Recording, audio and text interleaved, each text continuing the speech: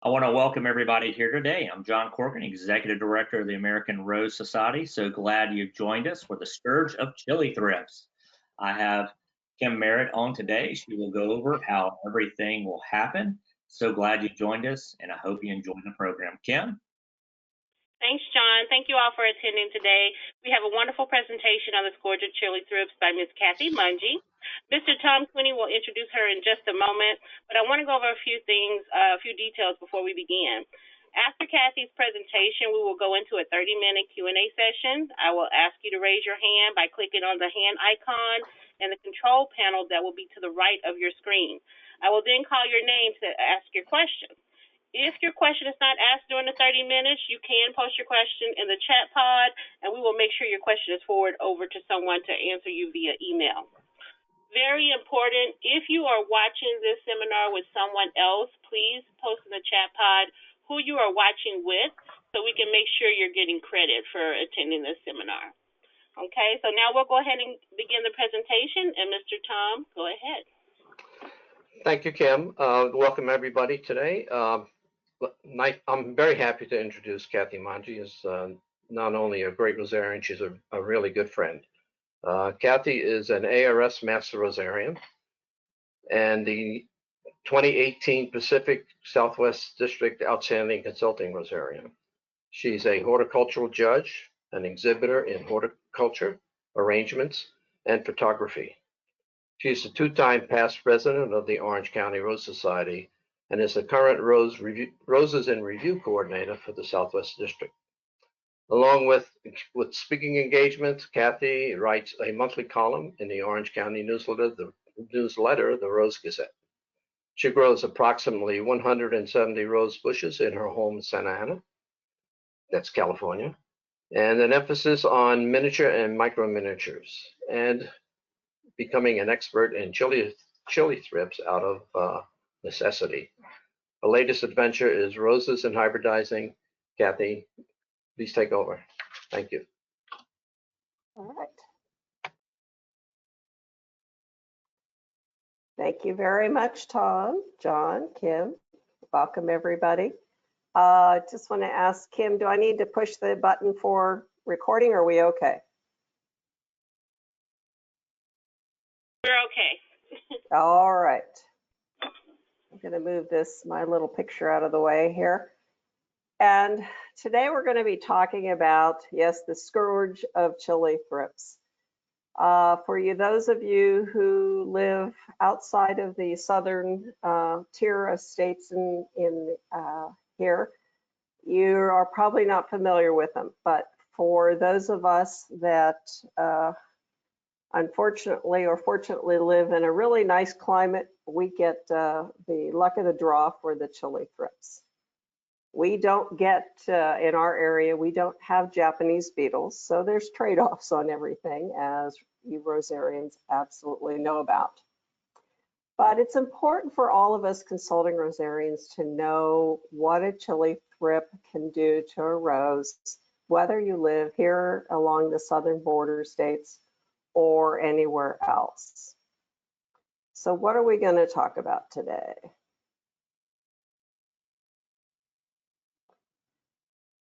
I'd like to first introduce you to my philosophy of gardening, which is the art of failing.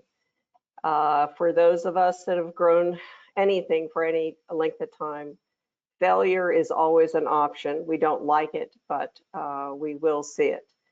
And chili thrips is no other different than that.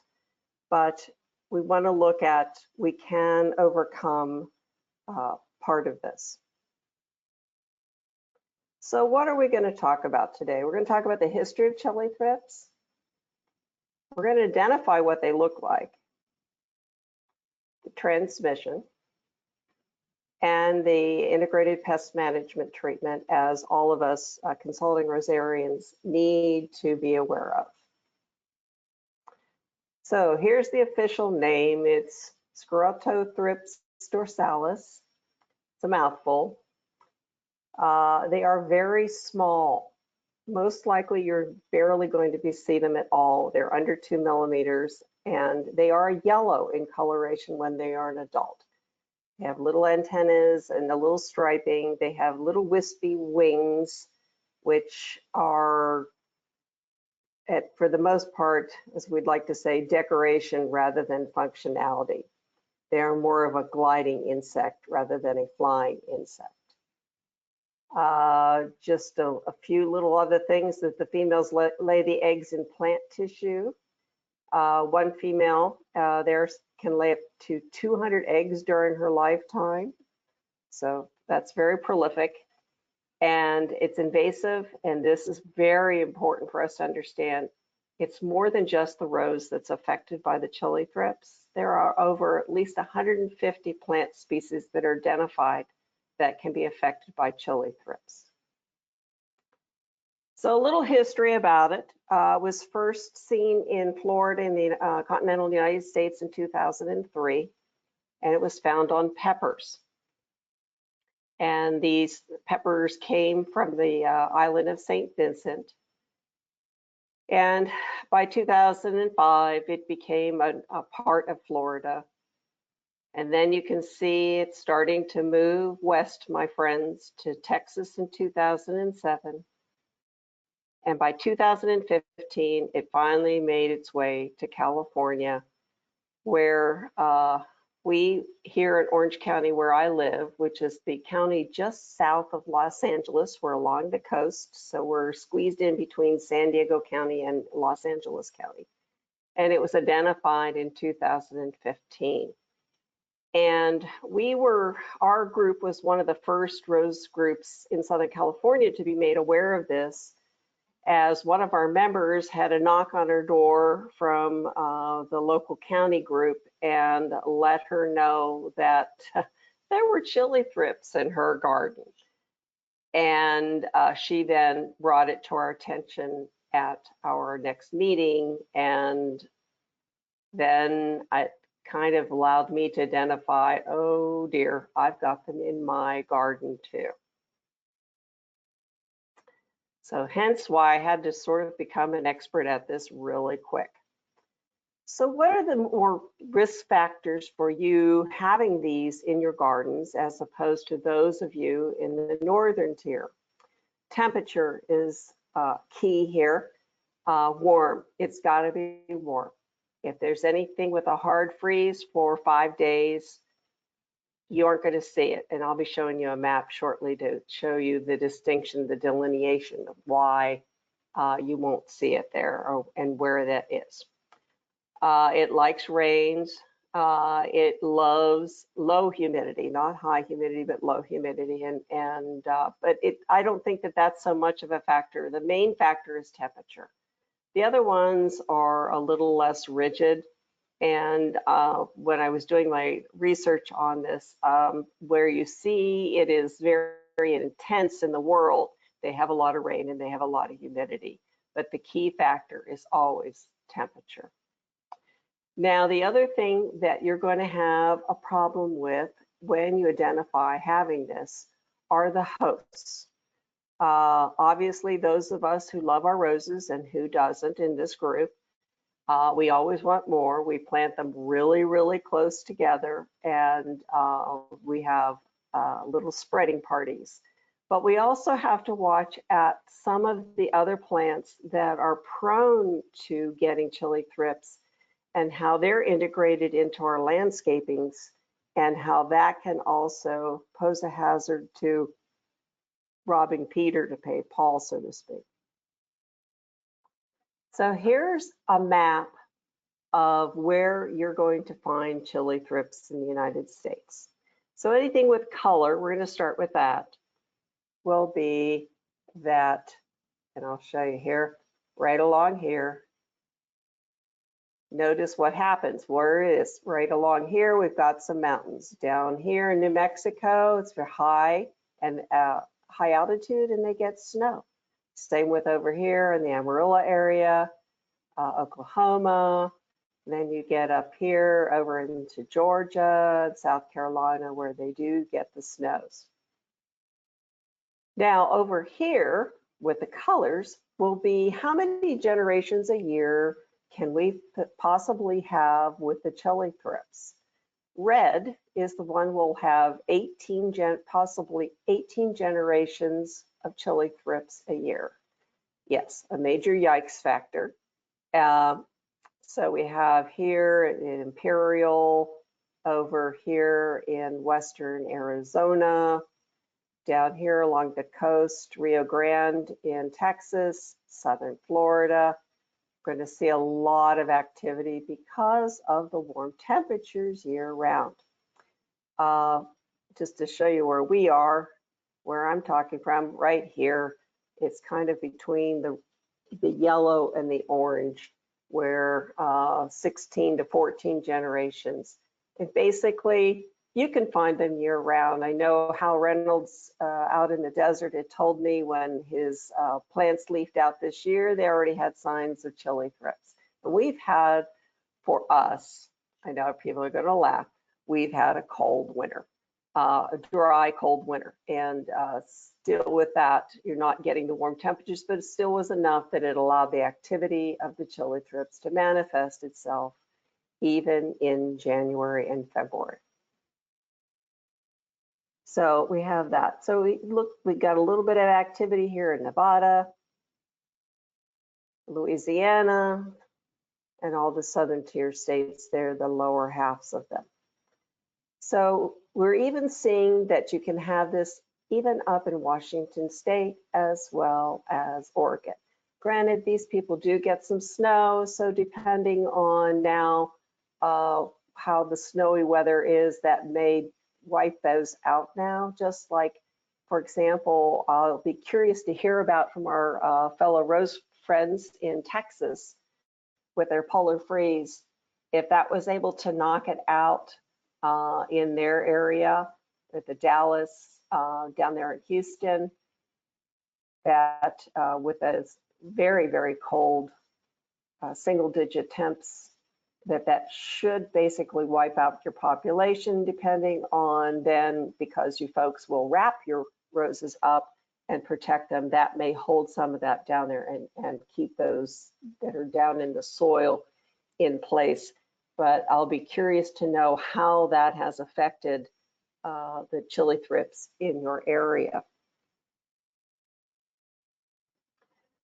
We have no such luck here. So this is a map, and I do apologize, it's a little bit blurry, of where can you find chili thrips throughout the whole world besides the United States. And this is from quite a few years ago, but this will give you an idea. India has it, over here in Southeast Asia, over in this area here. So it's not just here in the United States, it is found also here in the Caribbean. We have a little bit over here in Israel, possibly up here in England. So it is found throughout parts of the world. So it's nice that we can share, right? But the name chili thrips came because it was found on chili pepper plants, and hence the double L. It's not one L, it's two L's. And then here's where we have a risk map. And once again, I do apologize for the blurriness a little bit, but you can get the gist of things where you're going to see where areas are going to be prone. And this is pretty much that map like I've showed you before, where California, we're really up a creek with that one. Over in Arizona, eastern Texas, Louisiana, the southern tiers of Alabama and Georgia and all of Florida, a little bit along the coast of Oregon, as well as coastal Washington state. The geography, as you know, for Oregon and Washington, we've got the Cascades and the mountains, and that will kind of protect it from going over the edge. But we've got San Joaquin Valley here, which is a very big agricultural area for California, and that because of all the other plants that we'll discuss about, that it can be a problem for. So the rosarians that are up in here need to be made aware of, and also about the farming industry. I tried looking on the California ag sites, and they do not mention, they have very, very little mention of chili thrips, which is kind of shocking to me.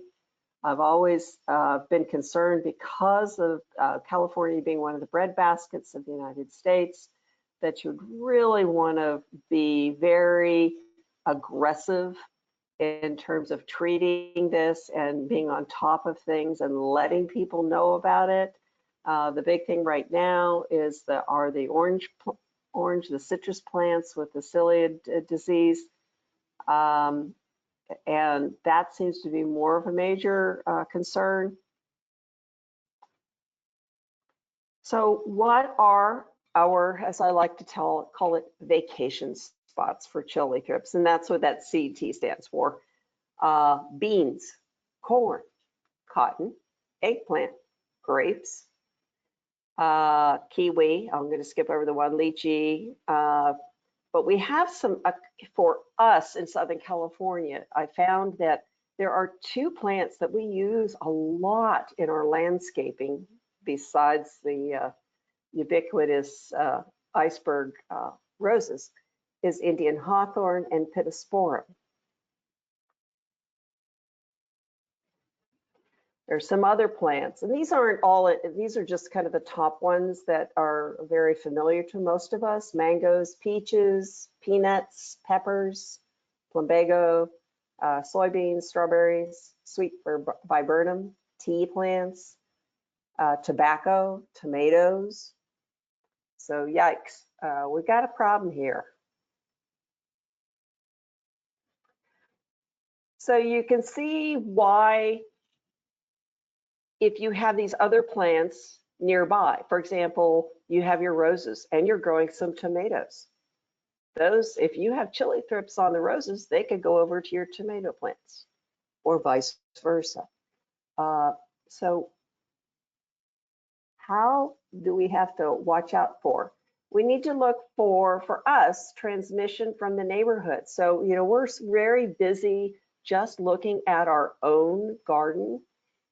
And with me, I have a dog, so we have to walk, and I would take a look at what's going on with the roses, and I would really find a lot of chili thrips throughout the neighborhood.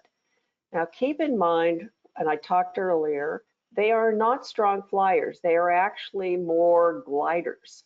So if you have some wind, they're just going to pick that up, and they're just going to transmit around, and that's actually how things have gotten over to California by terms of winds. We have remnants of hurricanes. For us to spread in Southern California, we have the notorious Santa Ana winds, where they are 70-mile-an-hour gusts. And that can be spread very, very far and wide and very easily. But there are other ways that it can be spread besides airborne. So you've got the neighborhood. So you're spraying, we'll get to that a little later, you're taking care of it, but your neighbor's not.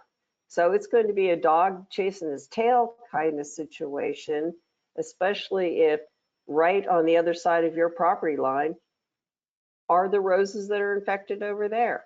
And we've had some anecdotal from our members about, yes, they had it, and we got it under control, and back and forth, back and forth. We also have our ubiquitous gardening crews. So a lot of people have gardeners, the mow and blow crew, where they take their hedge clippers and they take it and they use the same apparatus from property to property and do not clean the blades of the lawnmower. They don't clean the blades of their choppers, of their clippers, of their hedge clippers. They don't wash their gloves. They don't wash anything. And so there's another transmission of being able to going from household to household to household to do that. We also have to watch about transmission from growers. I have noticed that I have gotten some plants that very quickly got chili thrips. And that made me suspicious that probably from those growers, and one of them was a Texas grower, that that came with the plant, because you really can't see these a lot of times. It's just way down in there. The eggs may be there. There's just a lot of things going on that can cause problems to spread it around. We also have to watch about high density planting. Yes, we're supposed to spread our roses 3 feet apart from each other, have good air circulation, but I'll raise my hand, guilty. I do have a little better room than some of the people, but we do like to find a space for one more rose to put in there, because it is really wonderful to have a nice rose garden. The other thing is that I've noticed susceptibility. Just like there are roses that are susceptible to powdery mildew, to black spot, to rust, there are roses that seem to be more susceptible to chili thrips than other. My friend Justin Equan has noticed, I think, that his pillow fight doesn't seem to get chili thrips, which is really nice. And I've kind of noticed that also. I've had some that are really bad magnets for the chili thrips. And so my word of advice for that is dig the plant out and get rid of it. Just like I tell people, you've got a plant that's really badly prone to rust, get rid of it. Chances are after that, you're going to find that the amount of rust in your garden is going to go dramatically down. And I've got rid of 2 plants, 2 roses that had the horrible chili thrip. I just couldn't, I'd have to have a spray out there 24/7. It just seemed like. So finally I got fed up and I just dug them out and got rid of the plants. It really did help. This past year, when I got rid of those 2 problems, it really made a huge difference. I had a lot less chili thrips. Didn't make it go away, but it was better. My Paul Eckes, I love Paul Eckes, and I'm not going to get rid of Paul Eckes because I just really like Paul Eckes. It's a beautiful dark red with a lighter center eye shrub rose, and I love it. I have 2 plants, one in the front, one in the back. Both get chili thrips. But I had a plant right beside it, very close by, of another Floribunda, and she didn't get it at all. So there you go. There are some disease resistance. Couldn't tell you what they are, but better to have some distance than worry about if you have resistance. So here's our enemy. This is an adult chili thrip. You can see I talked about the brown striping here. Look at the feathery boa type of wings, not very good. The antennas here, so and a bit of a yellow color. But here are some other comparisons to give you. Many of us are very familiar with the Western chili thrip, or Western thrips, I'm sorry. That is this big one here. And here we have the chili thrip beside it. So just to give you some comparison for size.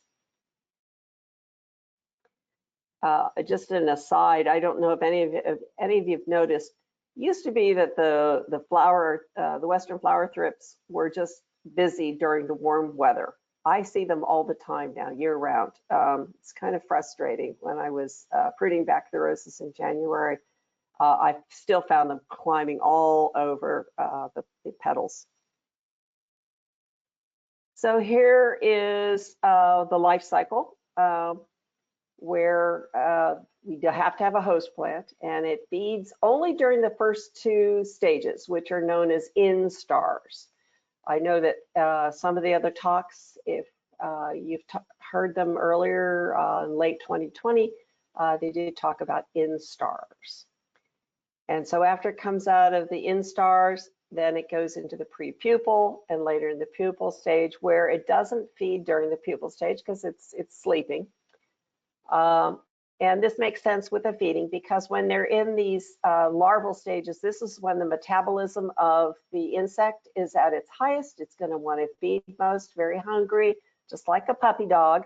It eats a lot, and then when it gets older, it doesn't feed as much. So you can see by keeping down the number of eggs, which then would prevent the number of larvae, then that will help keep down the damage to your plants along the way.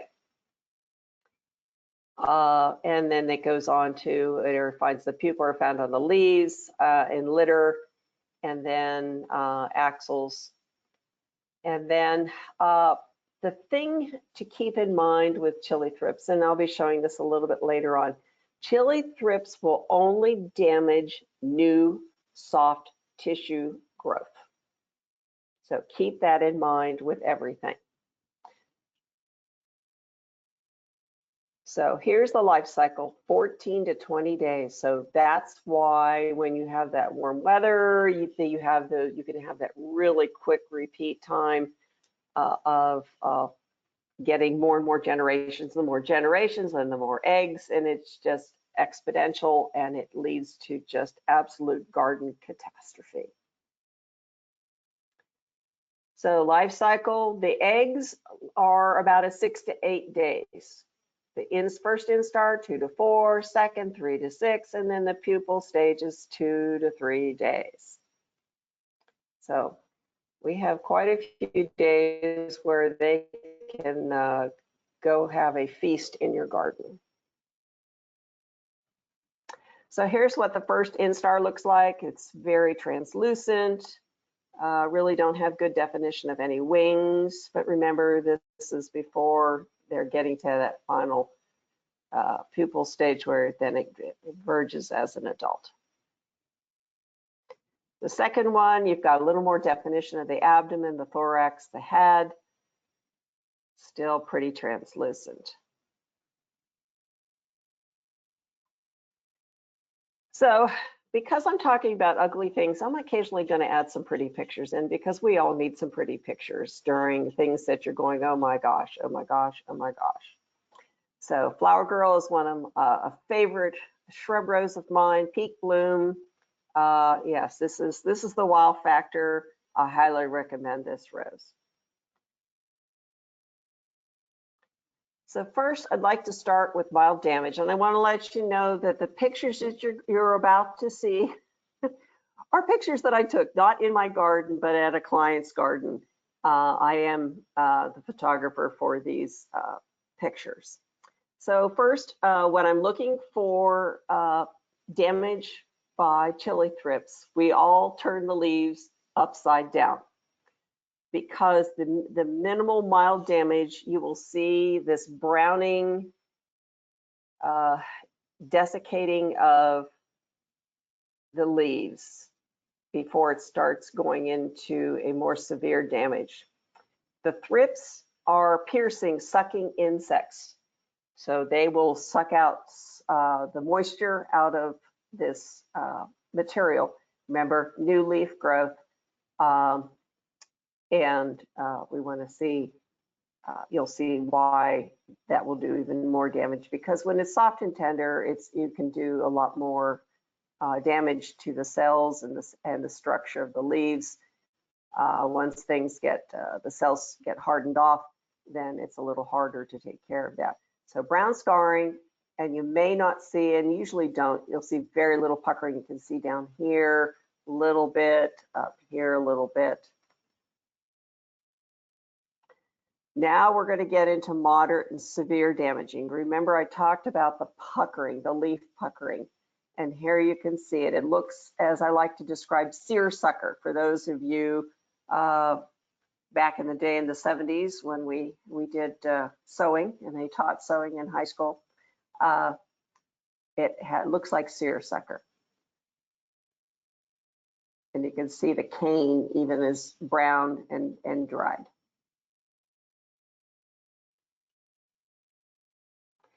More severe damage where it's distorted, very, very puckered.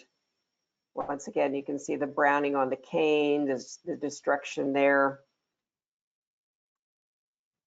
But now let's look at the flower damage, because not only does it do damage to the leaf and stem, it does damage to the flower, and it's very distinctive. So this is what a mild damage would do. It causes, as you know, with regular Western flower thrips, you'll just see a brown edging. This will go throughout the whole petal, and you can see large areas of browning. This is Pope John Paul II. I like to tell people about this rose. I love Pope John Paul II. I have 2 of them in my gardens. It's a beautiful, very fragrant, very pure white rose. But Chilli thrips love to worship in the church of the Pope. And it is a fight with this rose. So just be aware that this, if you've got Pope John Paul, and my client has this, and this is her Pope John Paul, that you're going to fight it. It can cause bud damage. So here's, once again, they haven't even opened up, and you can see that the beginning outer petals are completely brown. And this is moderate now.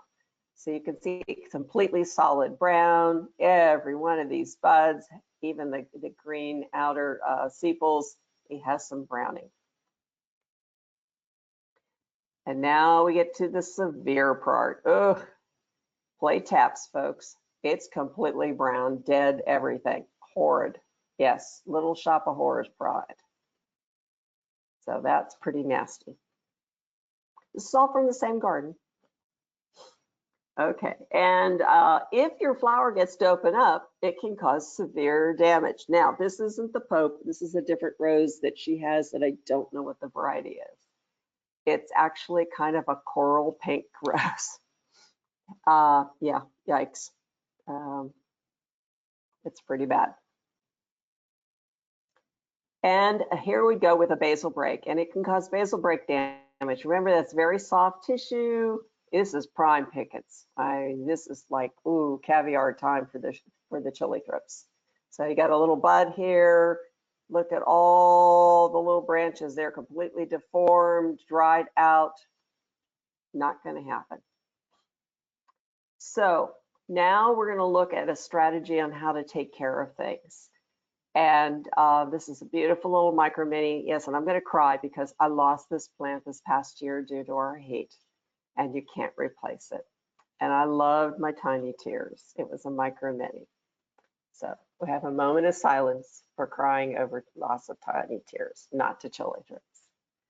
So with IPM, as all good consulting rosarians are, we need to look at 4 things: whether to treat, when to treat, how to treat, and then we're going to evaluate what happened. So the initial treatment for all Chilli thrips is you have to cut this out and remove it. You cannot leave it. If you leave it, it will run beyond rampant, and you will want to remove every rose in your garden. And that is what I'm hearing from folks out there in the community, that they just decided to remove their roses. They just got really ugly and they couldn't deal with it, and they didn't know what they were doing, and they didn't ask for any help, and they just removed it. And we don't want that. We want people to grow roses because you can grow roses. So you need to cut out the disease. And how far down do we cut? We cut it down to where there's no sign of disease. So you can see I've cut this branch off. We're getting down to here where the leaf looks a little bit more normal, curly, curly, puckered. Ugh, yuck. All right. Now, remember one thing: clean your pruners and clean your gloves. So I always have extra pairs of gloves. I carry disinfectant wipes, now that we can get them, in there, and so we can wipe off and disinfect our pruners so that we don't spread potentially things from rose to rose. And that goes with not only Chilli thrips, but any kind of rose that you're cutting that has disease, whether it's rust, black spot, any of the other fungal or bacterial diseases. Just like with humans, we got to keep our hands clean. So Violet Hour says, yes, Virginia, or yes, Violet, you must spray. This is another lovely, lovely miniature rose. I highly recommend it. If you get your hands on it, it will not disappoint you. It is absolutely disease-free. So start off at integrated pest management things where we want to start off with what is the least toxic, the easiest thing for people to do, because when we spray with chemicals, we must wear our protective gear. We must wear the tie back, we must wear the gloves and the mask, goggles, and the general public, boys and girls, ain't gonna wanna do that. So we cannot use a water spray on this. Most of the time, as we know, all the insects out there, we can always hit it with a water spray. We can hit the aphids, we can hit the spider mites with water. But this, no, we cannot do it. Water's not going to do anything. So we have to find another avenue of things. You cannot keep cutting back, because what you're going to end up with, and I tried this at the beginning because I was organic. Up until 2015, I was organic. I did not spray anything on my roses. I tried to let Mother Nature just even things out. All I ended up doing was cutting back, and it would just come back, and I finally said, okay, I give up. I can't do this. I have to go with the big guns. So just to let you know. So there has been some limited success, unscientifically proven, but I've talked to Dan Bafano up there in Santa Barbara, and he uses this for his clients, where he uses a worm compost tea. And I am a big proponent of worm compost for my roses or any garden. They're wonderful. There are tons of benefits to it, but we're not going to talk about that today. But I really am a big proponent, and this isn't going to hurt your roses at all. It will only help it. So what he does is he does nothing but has a worm tea compost machine where he aerates and he sprays the gardens all the time. And he says he does not have any signs of chili thrips. So what potentially is working in that worm cast? It's the chitinase, which can repel insects and sucking insects. Remember, this is a sucking insect. So to use it systemically versus just topically on the foliar spray, do it both. It's not going to hurt anything. Is there a problem with how much you have to put in? Absolutely not. This is the best stuff you can possibly do. You can't overdo it. It's great. They use it for giant whitefly, where you put this like 1-inch thick layer around the bases of the hibiscuses to try to get rid of the giant whitefly. So do it. But remember that if you're going to spray the tea, you got to filter it, because it's very particulate. So you can use like a coffee filter to do that, possibly cheesecloth to do that, but you can use that. I make my own worm compost, pardon me. I just take a scoop and slop it in a bucket, and I fill about 11 gallons worth of water and a few other things like fish emulsion, and throw it on the plants. Whether it splashes on there or gets on the ground, doesn't matter. So I am a big proponent of worm composting, worm casts for your plants, whether it's for chili thrips or not. It's not going to hurt. And remember what's going to need to be taken care of to try to keep things under control when you're spraying. So keep this in mind. Remember, it's only new growth. And also, I highly recommend the base of the plant, because everything's going to fall down on the ground, those pupils and stuff. So you want to try to hit everything, every life cycle that you possibly can. So this just shows you, once again, the seersucker pattern. This is showing a new cane, and even the new cane is showing some damage with the puckering here. So you're just going to have to keep up on keeping the spraying going. So what do I use? I'm going to give you about 3 or 4 recommendations. There are some others out there. The problem what we're running up against and looking at Rosemania is the price of everything is just skyrocketing. Some of this, one of them I had to spend about $200 on. but it will last a long time. So you have to watch on those sort of things. We've got options for people. You're going out and doing consultations. You have to keep in mind what is financially going to be feasible for people.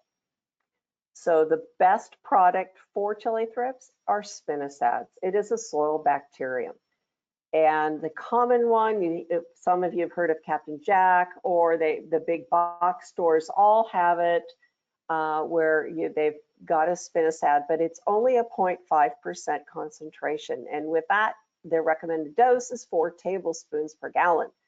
Now, it takes me about 6 gallons, 8 gallons to spray my roses. So that's going to add up really quick because the container is only a quart in size.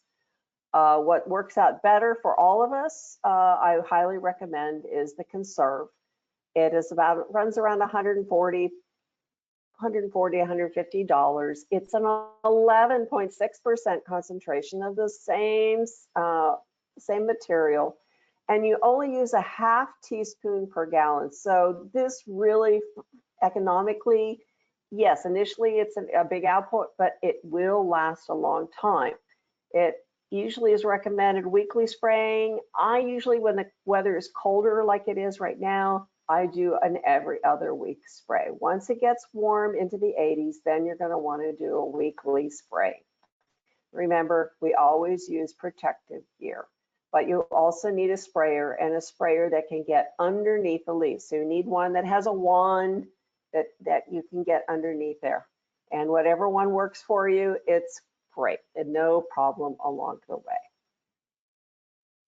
Also keep in mind, when you have these chemicals, a lot of us keep them in the garage. And I don't recommend keeping them in the garage because our garages get hot. Remember, this is in the hot area, so our garages get to 100 degrees. And it's usually not recommended to keep your chemicals in that hot of an area. So I have an anteroom between the garage and my house where the washer dryer is, and I keep it in there, and that keeps it a lot cooler so it can keep the temperatures generally under 85 degrees. The new one that we are using, and I want to give a shout out to Justin Ekwan for finding this, is Hachi Hachi. This is the active ingredient. I'm not going to butcher the name, tolfenpyrad. It's a 15% solution. It does work on all stages of the insects. It does have fungicidal properties. And I got to admit that since I've been using this, like this last year, I used it all year for the first time, it really did cut down on the fungus problems on my couple of really bad boys. My Nancy Jean and my Renegade are notorious for getting powdery mildew at the drop of any moisture in the air. And I really hardly had any at all. So I really got to say it's not a foolproof thing, but it's not going to hurt. It is recommended for weekly spraying, and it's at 1 teaspoon per gallon. It can be expensive, like I said, about $245, but it's 64 ounces. That's a half a gallon. And at 1 teaspoon, this thing's going to last you forever. Now, there can be a shelf life on things. I generally want to look at maybe switching out my stuff about every 2 to 3 years because it will degrade down. So just see what the labels have to say, but also watching out that it will degrade quicker if you have a very hot area that you're keeping it in, or if it gets frozen. Another item that I've been using also is neem oil. It's very inexpensive. You have to use a lot, 2 to 4 tablespoons per gallon, and very easily found throughout all the big box stores, all the regular landscaping places. You can also use horticulture oil, which is just mineral oil. You want to watch using it only for colder times, because when it gets hotter, it puts a layer of oil and it can actually cook your plant. So you do not want to have cooked rose leaves. So for now, I've been using it. I use neem oil for my part of my dormant spray. So I use the higher concentration. And now what I'm doing is I'm doing doing 1 tablespoon of neem oil, and I'm mixing that with either my Hachi or my conserve, and giving a 1-2 punch. Remember that anytime you use an oil, it can clog the sprayer, so you may want to put a little Dawn, a couple drops of Dawn dishwashing detergent, a little water, shake it up in the can, and then spray it through your sprayer so things don't clog up. So when you have a bad infestation, this is what I recommend to people, is we want to stay ahead of the 8-day turnaround time for things. So what I recommend is first cut everything back. Then you're going to do an aggressive spraying where you spray every 5 days for 3 times in a row. Then you're going to go to a weekly spraying until you see no damage on the new growth. And it's going to take a couple weeks, as you know, depending on the temperatures, things are going to grow.